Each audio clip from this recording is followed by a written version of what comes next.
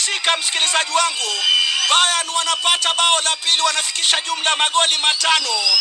Hapa kunafanyika nini, msikilizaji wangu? Unao watoto 10 nyumbani, lakini kuna mtoto mmoja unashukwa na masikio makubwa, masikio kama ya jirani Amope. Unakwenda kwa jirani yako mganga Karumazira, anakuambia ukifika nyumbani washtue wanao. Watakaoruka wakiingia ndani ya nyumba ndio wanao, atakaokimbia akienda nje huyo sio mwanao. Ukifika nyumbani unawashtua wanao wakiwa wanacheza, wote 9 wanakimbia na kwenda nje, wa masikio wanaingia ndani.